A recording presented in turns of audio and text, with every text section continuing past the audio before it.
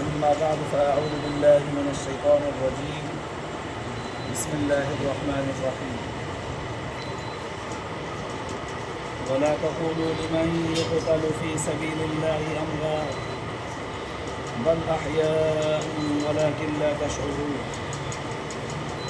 ولنبلونكم بشيء من الخوف والجوع ونقص من الأموال والأنفس والثمرات وبشر الصابرين الذين إذا أصابتهم مصيبة قالوا إنا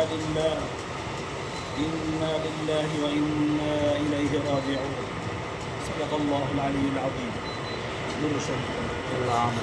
اللهم صل على سيدنا وسندنا وحبيبنا ومولانا محمدا النبي الأمي وعلى آله وبارك وسلم عليه بعدد كل معلوم لك دائما أبدا.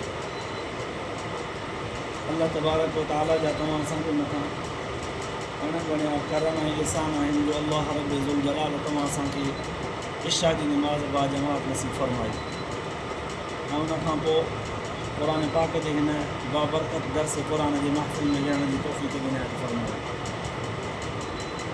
गुज़िरियल आयतुनि में अल्लाह तबारक व तआला मोमिननि खे ईमान वारनि खे मुख़ातब कंदे हर मुश्किल वक़्त में सब्र सां ऐं नमाज़ सां मदद हासिल करण जो सबक़ सेखारियो हो। उन में काफ़ी सारियूं ॻाल्हियूं इब्तिदा में गुज़री बि चुकियूं हुयूं त मके जे मुशरिकनि जे तरफ़ खां काबतुल्लाह शरीफ़ खे मस्जिद हराम खे क़िबले बनाइण जे मुतालिक़ जेको एतिराज़ हो पोइ उन्हनि जी फ़सादी जेका कोशिशि हुई हर तरह सां मुसलमाननि खे तोड़ फोड़ जो शिकार बनाइण जी उन्हनि जी जेका साज़िश हुई अल्लाह तबारक व तआला उनखे नाकाम बनाईंदे मुसलमाननि मोमिननि खे सहाबा किराम खे तसल्ली ॾींदे दिलजाए ॾींदे ऐं हर मुश्किल वक़्त में सब्र ऐं निमाज़ सां मदद वठण जो सबक़ बयानु फरमायो हो। उन निस्बत सां गॾोगॾु अॼोकिन आयतुनि में अल्लाह तबारक व तआला पंहिंजे तरफ़ खां जेके आज़माइशूं इंसाननि जे मथां मोकिलींदो आहे जिन ॻाल्हियुनि में इंसान खे अल्लाह तबारक व तआला आज़माईंदो आहे उन्हनि आज़माइशुनि जो नंबरवार बयानु अल्लाह तबारक व तआला फरमायो। अल्लाह तबारक व तआला इंसान खे मुख़्तलिफ़ मरहलनि में आज़माईंदो आहे।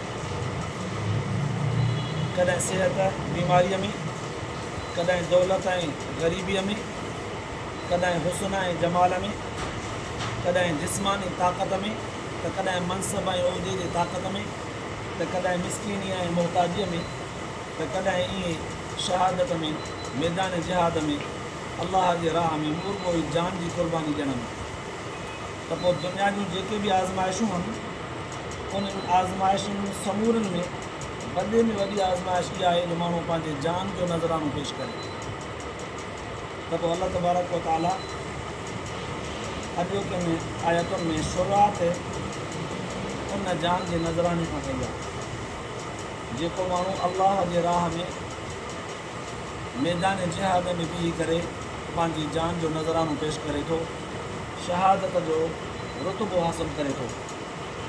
अल्लाह तबारक व तआला उन शहीद जे बारे में फरमायो वला तक़ूलू लिमन युक़तलु फ़ी सबीलिल्लाहि अमवात।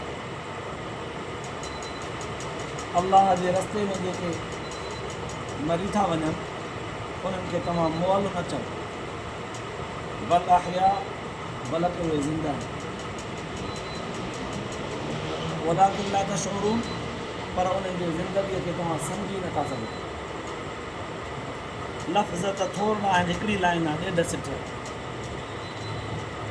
पर सम्झण जे लाइ इन में अल्लाह तबारक व तआला घणो कुझु राज़ छुपायो आहे। दुनिया जे अंदरि आम माण्हू मरंदो आहे या शहीद खे शहादत मिलंदी आहे। ज़ाहिरी तौर ते ॿिन्हिनि जो मौत हिकु जहिड़ो आहे। हिकिड़ो माण्हू पंहिंजो हक़ु वठंदे पंहिंजे हक़ खे हासिल कंदे या पंहिंजी इज़त जो तहफ़ुज़ कंदे, पंहिंजे घर जे चौदीवारीअ जो तहफ़ुज़ कंदे या कंहिं ॾाढे ज़ालिम माण्हूअ जे ज़ुल्म खां बचंदे दिफ़ा कंदे कंदे मरी वियो, या मैदान जिहाद में काफ़रनि सां मुक़ाबिलो कंदे मरी वियो। आहे त मौत, बिस्तरे जे मौत मोह, या एक्सीडेंट में अल्लाह बचाए वियो, कंहिं बि तरह सां मौत मिलियो, मौत त मौत आहे। पर अल्लाह तबारक व तआला फरमाए थो मैदान जिहाद में अल्लाह जे रस्ते में बीही करे जेको इंसान खे मौत मिले थो, उन मुअल माण्हूअ खे तव्हां मुअल न चओ। असां तव्हांखे ॾसियूं था उनजो नालो, उनखे ज़िंदह चओ, उनखे शहीद चइबो। हाणे इहा ॻाल्हि सम्झण जी आहे। अल्लाह ताला फरमायो त वलाकिन ला तशऊरून, असां उनखे हयाती ॾिनी आहे, उहे ज़िंदह चइबा, पर उन्हनि जी हयातीअ खे तव्हां सम्झी नथा सघो। थोरो इन आयत जे ख़ुलासे खे चङी तरह सम्झण खां पहिरियां कुझु ॻाल्हियूं ज़हन जे अंदरि रखणियूं पवंदियूं। इंसानु जेको अम्मा जे पेट मां ॼायो आहे, इहो ख़तमु कोन थींदो। बज़ारि हिकिड़ो वॾो लफ़्ज़ आहे, जेको अम्मा जे पेट मां ॼायो आहे इहो ख़तमु कोन थींदो, हमेशह रहंदो, हमेशह रहंदो।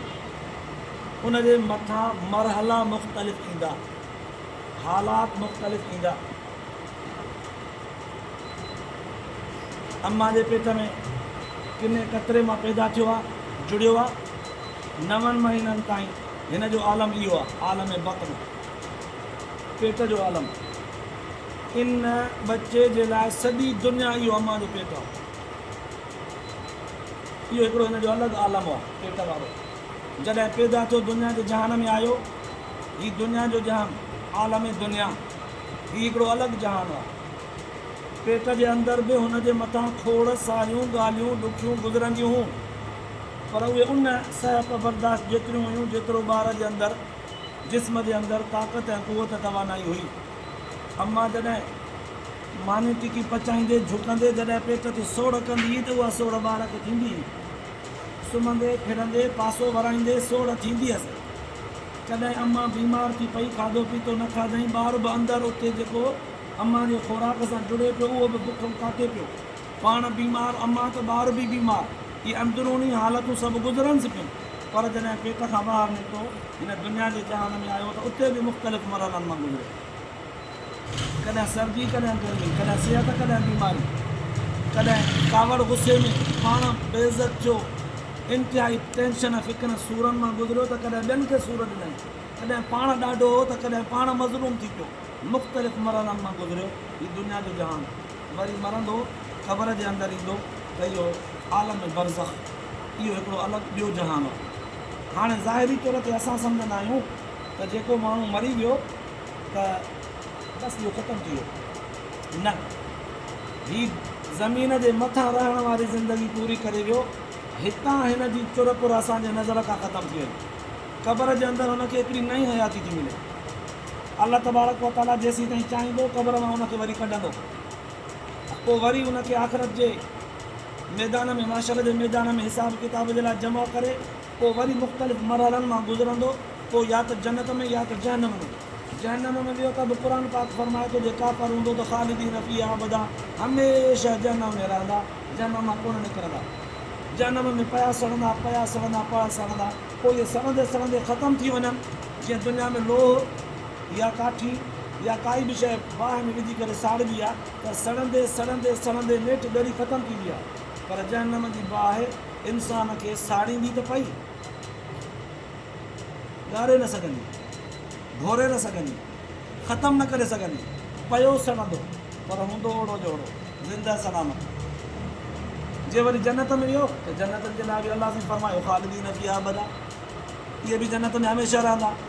हाणे जेको अम्मा जे पेट मां ॼायो हो, उनजे मथां मुख़्तलिफ़ मरहला, मुख़्तलिफ़ माहौल, मुख़्तलिफ़ जहाननि मां गुज़रंदे आख़िर अहिड़े अंदाज़ में वञी करे ज़िंदगी गुज़ारे पियो जिते हिन जे मथां मौत कोन्हे। हिकु दफ़ो जेको ॼायो आहे इहो ख़तमु कोन थींदो। नाला मुख़्तलिफ़ ईंदसि जहाननि जा। हिकिड़ो जहान गुज़रियो हिन जो पेट वारो, ॿियो जहान हिन जो आलम दुनिया, टियों जहान हिन जो ज़मीन जे अंदरि आलम बरज़ख क़बर वारो जहान, टियों जहान हिन जो वरी चोथों क़ब्र खां पोइ महशर जो मैदान, पंजो जहान हिन जो या त जन्नत या त जहन्नम। इहे केतिरा ई इंसान जा जहान आहिनि जेके अलाह तबारक व तआला ख़ल्क़े छॾिया आहिनि। पोइ हाणे इंसान जीअं दुनिया जे ज़िंदगी में इंसाननि में फ़र्क़ु आहे, क़ब्र में वञण खां पोइ बि इंसान जी ज़िंदगीअ जो फ़र्क़ु आहे। उहा ज़िंदगी क़ब्र वारी अलॻि आहे, हीअ दुनिया वारी ज़िंदगी अलॻि आहे। अलाह तबारक व तआला उन क़ब्र वारे ज़िंदगीअ जे तरफ़ इशारो कंदे हिन आयत में जेके ॻाल्हियूं कयूं उन जो बयानु फ़रमायो आहे त जेको अलाह जे रस्ते में क़त्ल कयो वञे तव्हां उनखे मुअल न चवंदा कयो, इहे ज़िंदा आहिनि, बल्कि तव्हां उन्हनि जी ज़िंदगी उन्हनि जी हयाती सम्झी नथा सघो। फ़र्क़ु आहे। हिकिड़ी ॿी जॻह ते अलाह तबारक व तआला ईअं बि फ़रमायो बल अहयाउन इंद रब्बिहिम युरज़क़ून, इहे ज़िंदा आहिनि, अलाह ताला जे तरफ़ खां रिज़्क़ ॾिना वेंदा आहिनि, खाईंदा पीअंदा आहिनि। पोइ जीअं दुनिया जे हयातीअ में इंसाननि जे दर्जे जो फ़र्क़ु आहे, क़ब्र जे अंदरि बि हर इंसान खे उहा हयाती मिले थी, बरज़ख वारी हयाती, क़ब्र वारी हयाती, क़ब्र वारी ज़िंदगी मिले थी, पर उन में फ़र्क़ु आहे।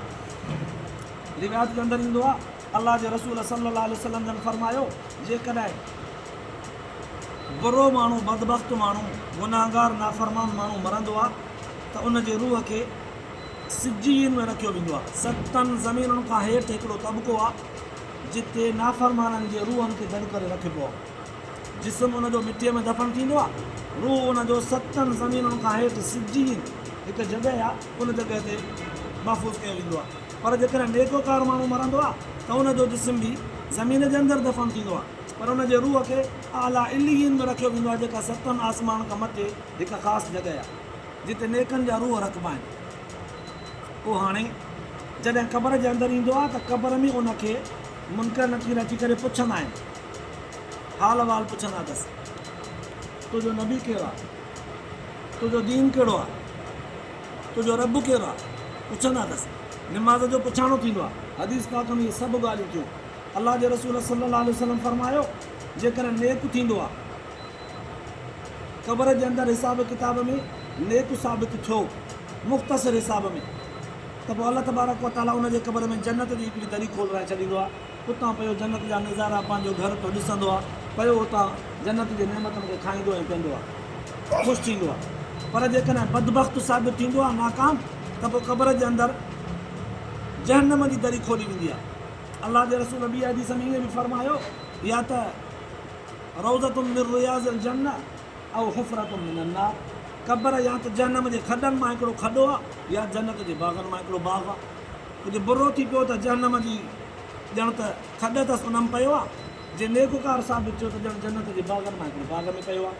त ॾिसो माना इहा कॾहिं जहन्नम जो खॾो त या जन्नत जो बाग़, माना क़ब्र जे अंदरि इंसान खे हिकिड़ी हयाती मिले थी जेका हयाती तव्हां असांजे दुनिया वारी हयातीअ खां ज़रा और आहे।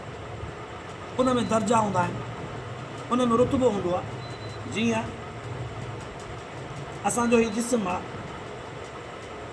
असांजे हिन सॼे जिस्म खे सर्दी गर्मी महसूसु थींदी आहे, सॼो जिस्म महसूसु कंदो आहे। जिस्म जो को बि हिसो थधि शइ खे लॻो फ़ौरन महसूसु कंदो त थधि आहे, गरम शइ खे लॻो त बि फ़ौरन महसूसु कंदो त गरम आहे। पर कुझु हिसो जिस्म जो अहिड़ो हूंदो आहे जेको फौरी महसूसु न करे सघंदो आहे। पेर जी खुड़ी, इन जे मथां इहा खल घुमंदे घुमंदे घुमंदे एॾी पकी कड़क थी वेंदी आहे, फ़ौरन कंहिं बर्फ़ जे थधे पाणीअ ते पइजी वञे या कंहिं गरम फर्श ते पइजी वञे, कंहिं ते फ़ौरन महसूसु न कंदी आहे। थोरी देरि खां पोइ साॻे ई पेर में आंगुर जूं चोटियूं जेकॾहिं पहुंचियूं त फ़ौरन महसूसु कंदियूं। उज़वो साॻियो ई महसूसु करण में फ़र्क़ु आहे। त बिल्कुलु क़ब्र जे अंदरि जॾहिं इंसानु पवे थो, क़ब्र वारी हयाती सभु कंहिंखे मिले थी, नाफ़रमान खे बि, नेकोकार खे बि, मर्द औरत खे बि, जन्नतीअ खे बि, जहन्नमीअ खे बि, सभु कंहिंखे मिले थी। पोइ किन बाननि जी उहा ज़िंदगी ख़ुशगवार बाग़ बहार बणिजी थी वञे त किन जी ज़िंदगी जहन्नम जे खॾे में अज़ाब थी बणिजी वञे। ज़िंदगी मिले थी, शाऊर मिले थो, सम्झ उते उन हैसियत जेतिरी अलाह ताला उनखे ॾियणु चाहे थो उहा मिले थी। पर अलाह ताला इन्हनि समूरनि ॻाल्हियुनि खे बयानु करण जे लाइ फ़रमायो वलाकिन ला तशऊरून, तव्हां उनखे सम्झी नथा सघो। बज़ाहिर शहीद जो मौत आम माण्हू वांगुरु हिकिड़ो मौत आहे बसि मरी वियो, बज़ार मौत आहे बसि मरी वियो। जीअं आम माण्हूअ जे मथां आकाम लागू थींदा आहिनि, हुनजे मथां बि आकाम लागू थींदा। आम माण्हू मरी वियो, हुनजे मथां कर्ज़ु हुयो लाहिबो, शहीद जो बि कर्ज़ु लाहिबो। आम माण्हू मरी वियो त हुनजी मीरास विराइबी, शहीद जी बि मीरास मिल्कियत तक़सीम कबी विराइबी। आम माण्हूअ जी घरवारी जेकॾहिं बेवा थी पई, मर्द मरी वियो त हुनजे माईअ खे परणाइबो ॿिए जॻह ते। शहीद जेकॾहिं वफ़ात करे वियो त हुनजी शहीद थी पियो त हुनजी घरवारीअ खे बि परणाइबो। पर कुझु दर्जा अहिड़ा आहिनि जिन दर्जनि में शहीद आम माण्हूअ खां मथे आहे। अलाह जी फरमायो आम माण्हूअ खे तव्हां मुअल चवंदा आहियो, शहीद खे मुअल न चइजो, एतिरो फ़र्क़ु। वरी कुझु हस्तियूं अहिड़ियूं आहिनि जेके शहीद खां बि दर्जे में मथे, अलाह ताला जा नबी सॻोरा। नबियनि सॻोरनि जी बि वफ़ात असां वांगुरु थींदी आहे, छो त उहे हिकु दर्जे में इंसान आहिनि। पर उन्हनि जे वफ़ात खां पोइ आम माण्हूअ वांगुरु उन्हनि जी मीरास तक़सीम न थींदी आहे, छो त नबियनि जी काई मीरास न हूंदी आहे सवाइ दीन जी। पर जे हुजे बि त बि उनजी ज़ाती कोन लिखबी, तक़सीम कोन कबी, बसि अलाह ताला जो हुकुम आहे। ऐं आम माण्हूअ जी घरवारी ॿियनि खे परणाए ॾिबी, हुनजे वफ़ात खां पोइ नबीअ जे घर वारनि खे कोन परणाए ॾिबो। माना मालूम थियो त नबीअ जी वफ़ात खां पोइ बि जेका हुनजी बरज़ख वारी क़बर वारी जेका हयाती आहे, उहा शहीद खां बि ज़रा कुझु वधीक हैसियत रखे थी। उहा हयाती कुझु अजीब आहे। जीअं मां मिसाल ॾींदो वञा, असांजी हीअ दुनिया जी ज़िंदगी आहे, हिन में सभु जीअरा इंसान रहूं था। इन्हनि में कॾहिं कॾहिं कंहिं माण्हूअ खे अलाह न करे फालेज थी पवंदो आहे, जिस्म जो को हिकिड़ो हिसो ईअं शल थी वेंदो आहे ॼण त हुन में साह ई कोन्हे, हालांकि उहो बिल्कुलु सही हूंदो आहे। जंग जंग जहिड़ी हूंदी आहे, ॿांह जहिड़ी हूंदी आहे, मुंहुं पासो पासे जहिड़ो हूंदो आहे, पर चोरे कोन सघंदो आहे। चूंडी विझोसि महसूसु कोन थींदसि, कपे छॾियोसि, चीर ॾियोसि, सूर दर्द महसूसु कोन कंदो, भले रत बि वही वञे। हयाती आहे पर महसूसु नथो करे। इते ई हुनजो ॿियो हिसो जेको आहे, फौरन सर्दी गर्मी धक चूंडी रत दर्द सभु कुझु महसूसु कंदो। त ॾिसो जिस्म साॻियो आहे, हयाती सॼे जिस्म में आहे। हिकिड़े पासे ते कुदरत पंहिंजो कमाल ॾेखारींदे अहिड़ो असरु विधो आहे जो हिकिड़ो पासो महसूसु नथो करे, ॿियो पासो महसूसु करे। अञा ॿियो मिसाल ॾियां, कॾहिं कॾहिं को माण्हू बीमार थी पवंदो आहे, या कॾहिं बीमारीअ जी उनजे मथां एतिरी शिदत सां बीमारीअ जो हमिलो थी पवंदो आहे जो चवंदा आहियूं त नीम बेहोश हो, नीम बेहोश, पर सफ़ा बि न, पर ॼण हुयो ई नी, ॼण बेहोश आहे, मलूल हो। कुझु लफ़्ज़ सम्झे पियो, कुझु न, कुझु ॻाल्हाए पियो त कुझु ॻाल्हाए बि न पियो सघे। त कॾहिं वरी ईअं बि थींदो आहे त को माण्हू बिल्कुलु बेहोश। हाणे उहो जेको नीम बेहोश आहे उहो बि हयाती आहे, उनखे बि उहो बि जीअरो आहे, उनखे ज़िंदगी मिलियल आहे, पर उनजी कैफ़ियत अलॻि आहे, सिहतमंद माण्हूअ जी कैफ़ियत अलॻि आहे। वरी बिल्कुलु ईअं ॿियो माण्हू सफ़ा बेहोश आहे, न ॿुधे थो, न करे थो, न चुरे थो, न घुमे थो, न फिरे थो, न खाए थो, न पीए थो। हयाती उनखे बि आहे, पर बेहोशीअ जे नाले सां बिल्कुलु ईअं हिकिड़ो माण्हू कोमा में हलियो वियो आहे, तव्हां सां हुनखे मौत मुअल तस्लीम करे छॾियो आहे। मशीनरी चवे पई त जीअरो आहे, दिलि जी धड़कन मशीनरी ॿुधाए पई त जीअरो आहे, अंदर में हयाती अथसि। इहे इंसाननि जूं कैफ़ियतूं आहिनि, हयातीअ जे दौरान इंसान जूं कैफ़ियतूं आहिनि। त क़बर जे अंदरि जेको इंसानु अचे थो उन्हनि जूं बि हिकिड़ियूं कैफ़ियतूं आहिनि। हिकिड़नि खे नेकीअ जे बुनियाद ते हयाती मिलंदी आहे, शऊर सम्झ क़बर जे अंदरि दर्जो मिलंदो आहे, पर एतिरो जीअं फालेज वारे माण्हूअ जो उहो हिसो जेको फालेज जो सचियलु आहे, हयाती हुनखे बि आहे, पर एतिरो दर्द, एतिरो सूर, एतिरो महसूसु नथो करे। क़बर जे अंदरि जेका बरज़ख वारी हयाती आहे, क़बर वारी हयाती, उनजा दर्जा आहिनि। उलाइका लज़ीना अनअम अल्लाहु अलैहिम मिनन नबिय्यीन वस्सिद्दीक़ीन वश्शुहदा वस्सालिहीन वहसुन उलाइका रफ़ीक़ा। अल्लाह ताला ये 5 दर्जा बयानु कया आहिनि। सभ खां बहितरीन क़बर वारी ज़िंदगी शऊर वारी पैगम्बरनि सॻोरनि खे मिलंदी आहे, उनखां थोरो दर्जे में घटि सिद्दीक़नि खे मिलंदी आहे। क़बर वारी हयाती जंहिंमें शऊर फुल हूंदो आहे, मुकमल हूंदो आहे, सभु कुझु उन्हनि खे महसूसु थींदो आहे, सभु कुझु खाईंदा पीअंदा आहिनि। अल्लाह तबारक व तआला उन्हनि जे ज़िंदगीअ जे बारे में एॾो वॾो तफ़सील पंहिंजे पैगम्बर सल्लल्लाहु अलैहि वसल्लम जन खे ॿुधायो। हाणे हुज़ूर सल्लल्लाहु अलैहि वसल्लम जन सभु बयानु कयो। 3 नंबर ते शहीद जो दर्जो आहे, 4 नंबर ते वरी आम सालिहनि जो दर्जो आहे, 5 नंबर ते जेको उन्हनि जा दोस्त साथी नेक अबरार हूंदा, मुत्तकी परहेज़गार हूंदा, पंहिंजो उन्हनि जो दर्जो आहे। इहे सभु जन्नती हूंदा। क़बर जे अंदरि उन्हनि खे बि हयाती मिले थी, नाफ़रमान खे बि हयाती मिले थी। नाफ़रमान जी अलॻि आहे, नेकोकारनि जो दर्जो आहे अलॻि। जीअं दुनिया जी ज़िंदगीअ में सभु आलिम हुजनि, पर उन्हनि मां कंहिं हिकिड़े जो दर्जो वरी मथे हूंदो, को हाफ़िज़ बि हुजे, आलिम बि हुजे।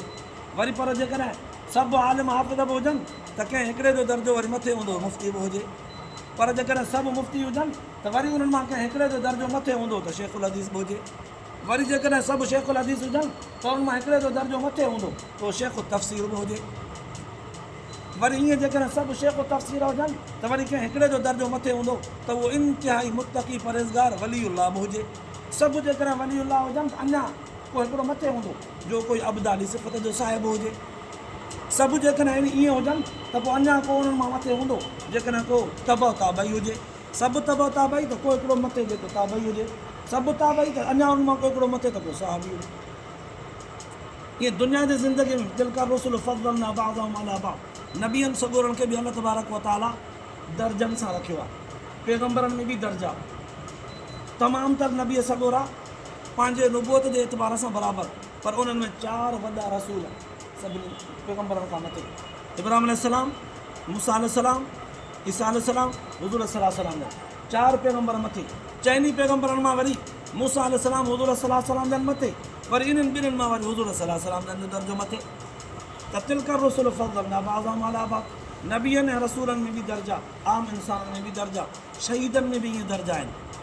शहीदनि में बि ईअं दर्जा आहिनि। अवल नंबर जो शहीद उहो छॾिबो जेको मैदान जिहाद में अल्लाह जे दीन जे सरबुलंदीअ जे लाइ लड़ंदे पंहिंजे जान जो नज़रानो पेश करे। अवल नंबर जो आहे। अल्लाह से उन जे बारे में फरमायो त अहिड़नि खे तव्हां मोल न चवंदा कयो, इहे ज़िंदा आहिनि। पोइ हाणे दर्जे में नालो शहीद हूंदो, शहीदनि जे लिस्ट में नालो लिखियलु हूंदो, पर दर्जो घटि। जेको पाणीअ में ॿुॾी मरी वञे शहीद, पर दर्जो घटि। जेका औरत हमल सां मरी वञे शहीद लिखबी, लिस्ट में नालो हूंदुसि, पर दर्जो घटि। जेको पंहिंजो हक़ु वठंदे वठंदे ज़ालिम सां लड़ंदे लड़ंदे मरी वियो शहीद लिखबो, दर्जो घटि। बिल्कुलु ईअं को ज़ालिम माण्हू हिन जे मथां ज़ुल्म थो करे ना हक़, पोइ ही पंहिंजे दिफ़ा ख़ातिर हुनखे धकु थो हणे विढ़े थो, ईअं विढ़ंदे मरी वियो त बि शहीद। खोड़ सारा अहिड़ा दर्जा आहिनि जेके शहीद जे नाले सां आहिनि, जेको शहीदनि जे लिस्ट में लिखबो, पर दर्जो हुनजो घटि हूंदो। अल्लाह तबारक व तआला इहे सभु ॻाल्हियूं अंदरूनी क़बर जूं कैफ़ियत जूं हिननि थोरनि लफ़्ज़नि में बयानु करे पोइ फरमायो वला तक़ूलू लिमन युक़तलू फ़ी सबीलिल्लाहि अमवात, जेके अल्लाह जे रस्ते में क़तल कया वञनि था उन्हनि खे मोल न चवंदा, बल अहयाउन, बल्कि उहे ज़िंदा आहिनि, वलाकिन ला तशऊरून, पर उन्हनि जी ज़िंदगी तव्हां सम्झी नथा सघो। साईं क़ुर्बान वञा, क़ुर पाक जे हिकु हिकु आयत ते असांजो अक़ीदो ऐं ईमान आहे त क़ुर सचो। असां क़ुर पाक जे आयतुनि खे खणी न सम्झी सघियासीं, असांजे अकुल जी कमी आहे, पर तो सच चयो। असां क़ुर पाक खे सोचियोसीं, ॿुधोसीं, सम्झोसीं, दिलियूं मुतमइन कोन कयूं, इहा असांजी कमी आहे, पर तुंहिंजो फ़रमान सचो। असांजो ज़रे बराबरि बि क़ुर पाक में शक शुबो कोन्हे, पर असांजी वलाकिन ला तशऊरून जा जेके लफ़्ज़ आहिनि नथा सम्झी सघूं, नथी जो सम्झ में अचे ॻाल्हि त पोइ इहा खुदि खे ज़रूरु थिए त उहा हयाती आख़िर कीअं हूंदी, उनजो जवाबु उलमा मुहद्दिसीन लिखियो आहे। गोया के ॼण त अल्लाह तबारक व तआला माने सां मुख़ातब थी फरमाए थो, ए मानो काफ़ी सारियूं शयूं अहिड़ियूं आहिनि जेके तव्हां अणॾिठियूं मञींदा आहियो, अणॾिठियूं तव्हां मञियो था त आख़िरी ज़मान पैगम्बर मोहम्मद अरबी सल्लल्लाहु अलैहि वसल्लम जन आहिनि, तव्हां उनखे ॾिठो आहे? अल्लाह ताला शला तव्हां असांखे ज़ियारत कराए ख़्वाब जे ज़रिए, आमीन त चओ। अल्लाह से गोया खे फरमाए थो तव्हां मुंहिंजे नबीअ खे ॾिठो कोन्हे पर मञियो था, तव्हां क़ुर पाक खे सचो मञियो था, पर क़ुर पाक खे नाज़िल थी वियो तव्हां ॾिठो आहे? तव्हांखे अल्लाह जे रसूल भला ख़्वाब में या कंहिं ज़रिए चयो आहे त क़ुर इहो ई सचो आहे, पर असांजो अक़ीदो ईमान आहे त इहो ई सचो, इहो ई क़ुर आहे, इहो ई सचो आहे। अञा ॾिठो मञियो था? साहबनि सॻोरनि सभिनी खे असहाबी कन नुजूम, सितारनि वांगुरु अल्लाह जे रसूल फरमायो जंहिं बि हिकिड़े जे पोयां वेंदव कामयाबी हासिल कंदव। सभु सहाबी रिज़वानुल्लाह ताला अलैहिम अजमईन करे मञूं था, सभु सहाबी सचा, दर्जो ज़रूरु आहे पर आहिनि सभु सचा, सभु जन्नती, सभु जन्नती मञूं था, पर उनखे ॾिठो आहे न। अल्लाह से फरमाए थो पोइ ईअं क़बर में बि तव्हां वञी करे कोन ॾिठो आहे। जीअं तव्हां इहे ॻाल्हियूं ॿुधी करे मञो था तीअं क़ुर पाक जे इन ॻाल्हि खे बि ॿुधी करे मञो त क़बर जे अंदरि बि हिकु हयाती आहे, जेका हयाती असां सभु कंहिंखे ॾींदा आहियूं, नाफ़रमान खे बि, नेकोकार खे बि, नबी सिद्दीक़ शहीद आलिम मुहदिस मुफ़क्र खे बि, त आम माण्हुनि खे बि। पर उन्हनि जे हयातीअ जो जेको अंदरूनी माहौल आहे वला किला तशुरू उहो तव्हां सम्झी नथा सघो। असांजो अक़ीदो ऐं ईमान आहे त हदीस पाक जे ज़रिए सां जेको कुझु ख़ुलासो ॿुधोसीं त घणो कुझु सम्झ में बि अची वियो। पर अलाह तबारक व ताला कुझु ॻाल्हियूं अहिड़ियूं राज़ तौर ते अञा छुपायूं आहिनि जेके अलाह ताला ज़ाहिर करणु नथो चाहे। बसि एतिरो फ़रमाई त तव्हां उन्हनि जे ॿुधण खां सवाइ बि हिननि लफ़्ज़नि सां ई अक़ीदो ईमान पुख़्तो करे मञे वठो त उहे ॻाल्हियूं तव्हां नथा सम्झी सघो पर मञो बसि। हाणे हिते मौलाना मोहम्मद सफ़दर अमीन ओकाड़वी रहमतुल्लाह अलैह फरमाईंदा हुआ त क़ुर पाक जूं आयतूं कुझु अहिड़ियूं हूंदियूं आहिनि जेके इंसान जे सोच खां अकुल खां मथे हूंदियूं आहिनि। त पोइ इंसानु जॾहिं उनखे पढ़ंदो आहे, सोचींदो आहे, बार बार मुतालो कंदो आहे, गौर कंदो आहे, त बि ज़हन में ओड़ियूं फिट न थींदियूं आहिनि। उते इंसानु आजिज़ आहे न, बसि एतिरो इक़रार करे त मुंहिंजा रब साईं जो कुझु बि तो चयो आहे मूंखे सम्झ में न आयो पर सच आहे, जो कुझु बि तुंहिंजे रसूल सल्लल्लाहु अलैहि वसल्लम ने फरमायो आहे मां न सम्झी सघुसि, मुंहिंजे अक़ल में एतिरी ताक़त क़ुवत न आहे पर सभु सच आहे। इहो मञणु गोया के ॼण त इंसान जो अलाह तबारक व ताला जी ज़ात ॾाढो इक़रार करिणो आहे त मां आजिज़ आहियां, तूं ॾाढो आहे, मां कमज़ोर आहियां, तूं ताक़तवर आहे, मां हिणो आहे, तूं सभ खां ॾाढो आहे। त इहे ई लफ़्ज़ असांजे लाइ बि काफ़ी आहिनि जो अलाह तबारक व ताला फरमाए थो मरी बि वियो आहे पर तव्हां हुनखे मुअल न चओ, हुनजी हिकिड़ी ज़िंदगी आहे पर तव्हां उहा सम्झी नथा सघो। अलाह तबारक व ताला शर तव्हां असांखे इन आयत जे ॿुधण खां पोइ इन इहा अक़ीदे ऐं ईमान सां गॾोगॾु तव्हां ऐं असांजो आख़िरत जे लाइ निजात जो ज़रियो बनाए, अमल जी तौफ़ीक़ नसीब फरमाए।